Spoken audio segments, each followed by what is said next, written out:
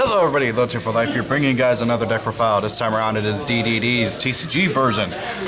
This is a DDD deck comprised entirely of just simply the TCG cards that we have at our hands right now. I am loving this deck. It's hard to work with, but it's a fun deck to play. I don't really see it doing anything, maybe. I mean, unless somebody can really get a good build going. I like my build a lot. It's pretty fun to play. I took it to tournament and it's semi-okay. Not really all that great, but not really all that bad either. So let's go ahead and just get onto the deck profile. I play 3 DDD Overlord King Abyss Ragnarok. That's a mouthful of a name. This guy is a broken card. Pendulum effect lets you summon any DD monster from your graveyard whenever you special summon a DD monster, and if he himself is special summoned, you can special summon any triple D monster from your graveyard. Really, really good effect. Really powerful. Oh yeah, and also you can tribute off any DD monster except for himself and just banish any of your opponent's monsters. This guy is really just absurd with all the effects he has that are just really good. I play triple DDD Rebel King Leonidas. Basically, if you take effect damage, you can spell summon him, gain life points back, and then while he's on the field, you don't take any effect damage. This is integral to the deck since this deck is all about burning yourself and making use of that and everything. He does also have a pendulum effect, which basically lets you, if he's in your pendulum zone and you take effect damage, you can pop him, and any further damage that you take, you gain instead. I don't like his pendulum effect as much, so I hardly ever put him in the pendulum zone unless I'm going for a scale and everything. Really, aside from that, the main reason why I don't like his pendulum effect is because it does not give you life points back from the damage that you took. You must take that damage, and then any further, you just gain back. Which means that, yeah, sure, if you have a whole field of dark contracts, you can gain a crap ton of life points, but however, I do still prefer his in-hand effect.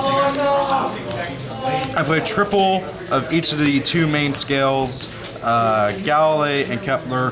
Galilei lets you recur any of your DD cards or dark contract cards on the field and add it back to your hand.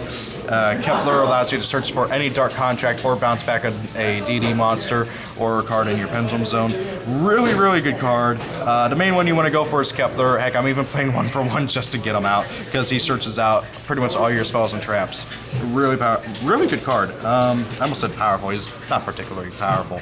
Also, they have a really wide scale range, 10 and 1. To downset that, they do kind of swap their skills as turns go by.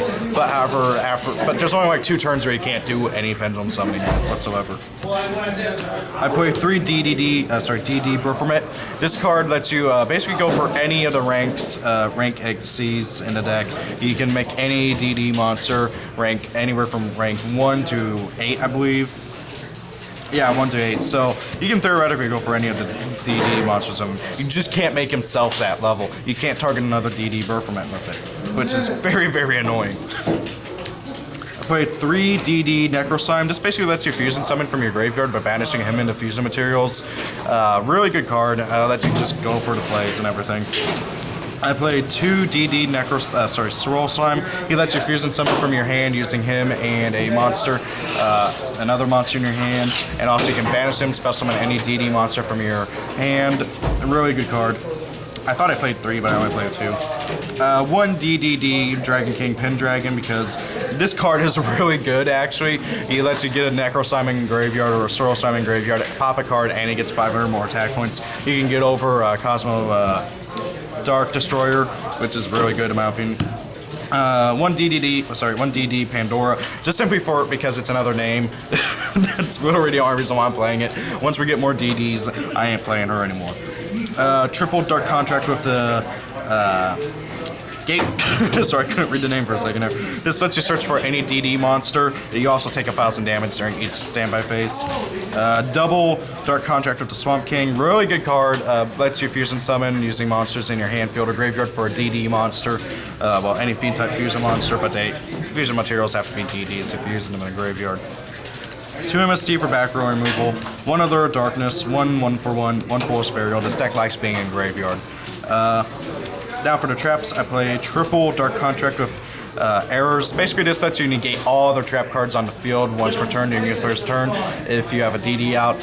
Really good card. It's a World Decree that you can turn on and off. It's a really good card in my opinion. 2 Dark Contract with the Wits basically lets you pop any card on the field by ditching a DD or Dark Contract, and also gives all Fiend-type monsters you control a fast attack during your opponent's turn. So basically, you can activate this during the damage calculation, which is really nice.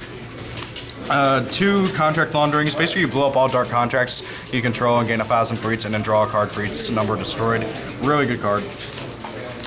And then 2 DDD Human Resources. This basically lets you, it's basically a pot of avarice. You shuffle 3 DDDs, or any, DD monsters, from your hand, field, or grave back into the deck and add 2 from your deck to your hand. Really good card. Lets you just recur and set up your pendulums and everything. Definitely a really good card, and honestly, once we get more stuff, I'll probably play it at 3. Now onto the extra deck. Really, aside from the DDs, the DD cards in your extra deck, you don't really go into the others. Play 1 Abyssal just for effect, monster negation, and grave. 1 Castel for just general removal. Oh wow, that glare is bad. I play 3 Caesars. Really powerful card. He's basically a walking soul charge, and he lets you search out for any of the Dark Contracts. I play 2 Marksman's Hells. You overlay him on top of Caesar after he comes back. If he is destroyed, you can send any DD or Dark Contract from your grave, from your deck to the grave.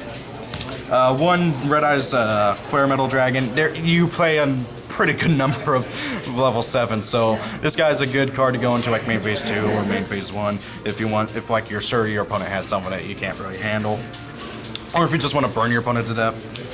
2 DDD Dual Dawn King Kali Yuga, possibly one of the most broken cards I've seen in the deck. It just comes out and negates everything, and he's a walking heavy storm, and he can recur stuff from your graveyard. Really, really powerful monster. 2 DDD, oh god, this is a mouthful. Wave Oblivion King of Caesar Ragnarok.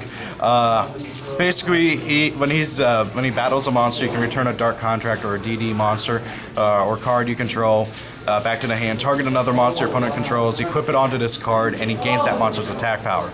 This is a really powerful card with a pretty good effect. I absolutely love it. He does need 2 triple D monsters to go into, so he's a late game monster, not an early game.